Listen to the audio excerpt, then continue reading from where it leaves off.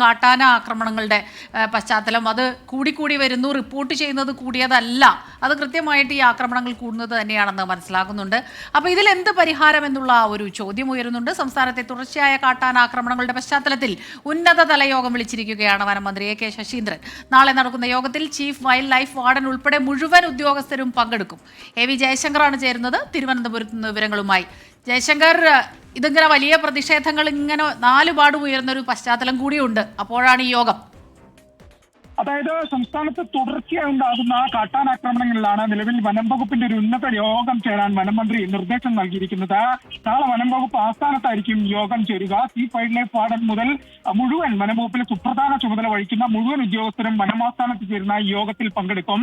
സംസ്ഥാനത്തെ ഈ വന്യജീവി ആക്രമണം വലിയ തോതിൽ വർദ്ധിച്ചിരുന്നു. ഈ കാട്ടാനാക്രമണത്തിൽ 24 മണിക്കൂറിനിടെ 3 പേർ മരിക്കുന്ന ഒരു സാഹചര്യം ഉണ്ടായി. അത്തരത്തിലൊരു സവിശേഷ സാഹചര്യത്തിലാണ് ഇതുമായി ബന്ധപ്പെട്ട കർമ്മ പദ്ധതികൾ കൃത്യമായി നടപ്പിലാക്കുന്നതിന് വേണ്ടി അടിയന്തര യോഗം വിളിക്കാൻ മന്ത്രി നിർദ്ദേശം നൽകിയിരിക്കുന്നത്. എന്തായാലും ഉദ്യോഗസ്ഥതല യോഗമായിരിക്കും നാളെ വനം ആസ്ഥാനത്ത് ചേരുക. ഈ യോഗത്തിൽ കൃത്യമായി ഇതിന്റെ പ്രതിരോധ പദ്ധതികളും, വേനൽക്കാലമാണ് വരുന്നത്, നേരത്തെ വനം വകുപ്പ് കൃത്യമായി ചില പദ്ധതികളൊക്കെ ആവിഷ്കരിച്ചിരുന്നു, ഇതിന്റെ ഏകോപനം, ഇതിന്റെ നടത്തിപ്പ് ഉൾപ്പെടെയുള്ള മുഴുവൻ വിഷയങ്ങളും ചർച്ചയാകും. എന്തായാലും നാളെ വനം ആസ്ഥാനത്ത് ചീഫ് വൈൽഡ് ലൈഫ് വാർഡൻ ഉൾപ്പെടെയുള്ള ഉന്നത ഉദ്യോഗസ്ഥർ പങ്കെടുക്കുന്ന യോഗം ഉണ്ടാകും. ഈ യോഗത്തിൽ മുഴുവൻ സുപ്രധാന ഉദ്യോഗസ്ഥരും പങ്കെടുക്കും. എന്തായാലും സംസ്ഥാനത്തെ സംബന്ധിച്ച് വലിയ തോതിൽ വന്യജീവി ആക്രമണങ്ങൾ വ്യാപിക്കുന്ന ഒരു സാഹചര്യമാണുള്ളത്. ഇതിന്റെ മരണം ഉൾപ്പെടെ വലിയ തോതിൽ വർദ്ധിക്കുന്നു. കഴിഞ്ഞ 24 മണിക്കൂറിനുള്ളിൽ നേരത്തെ സൂചിപ്പിച്ചതുപോലെ 3 മരണങ്ങളാണ് ഉണ്ടായത്. എന്തായാലും ഈ ആനയുടെ ആക്രമണങ്ങളും ഒപ്പം തന്നെ മറ്റ് മൃഗങ്ങളുടെ ആക്രമണവും എല്ലാം തന്നെ ഈ യോഗത്തിൽ ചർച്ച ചെയ്യുന്നുണ്ട്. നാളെ വനം ആസ്ഥാനത്താണ് ഈ യോഗം ചേരുക.